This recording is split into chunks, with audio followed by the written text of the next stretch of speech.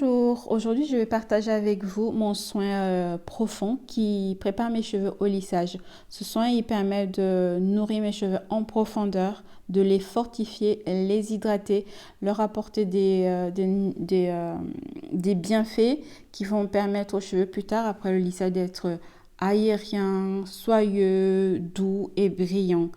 Ce soin, je le place généralement après le plex. Le plex qui a pour but, lui, de vraiment travailler sur chaque fibre capillaire pour la réparer dans le sens qu'elle va porter un film qui va empêcher le cheveu de casser. Voilà, ça c'est un soin plex qui est uniquement pour travailler sur des cheveux qui ont eu des dommages de la chaleur comme les miens, des dommages chimiques comme un défrisage, des colorations, tout ça.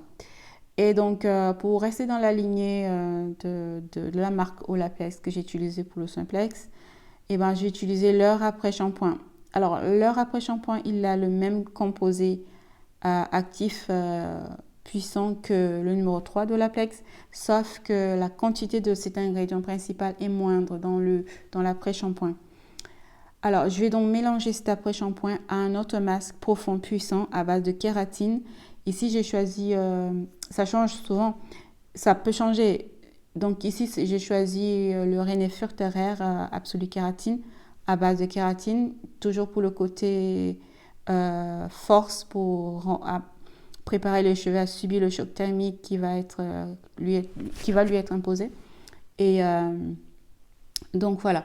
Dans cette vidéo, mon accent est surtout porté sur un détail qui peut être anodin, à savoir bien se rincer les cheveux avant de les lisser. Comme je passe mes cheveux soit à 210, soit 165, élastique 210, et ben, j'ai besoin de leur apporter des soins costauds derrière qui vont les aider à supporter l'action mécanique, thermique qui va être assez importante sur eux. Et donc, j'ai une série de soins qui accompagnent, qui précèdent ce lissage, à savoir un soin de malléabilité. Et ensuite, va tout le temps suivre un soin plex, ça c'est l'indispensable. Et après un soin profond et un autre soin que je ne vais pas vous présenter ici, ce sera si le Seigneur le permet dans une autre vidéo. C'est un soin que j'appelle moi un soin préparateur thermique, préparateur mécanique thermique parce que ça va préparer mes cheveux à l'action du fer direct sur les cheveux. Du fer à lisser bien sûr sur les cheveux. Donc ça, ce sera l'objet d'une autre vidéo si le Seigneur le permet. Ici, je voulais vous dire juste qu'il faut bien se laver les cheveux pour enlever tous les résidus. Souvent, quand on fait les wash and goes, on laisse un petit peu. Moi, je n'en fais jamais de ces soins, mais de ces coiffures. Mais je sais que les filles, on laisse souvent un petit peu de produits qui sont aidés d'être en sorte comme un leave-in. Et ensuite, des fois, on laisse un petit peu de résidus pour pouvoir aider à mieux se peigner les cheveux.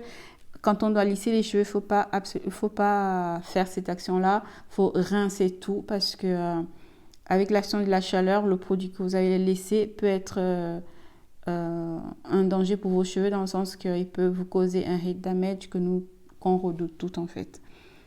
Et donc, bien se rincer les cheveux.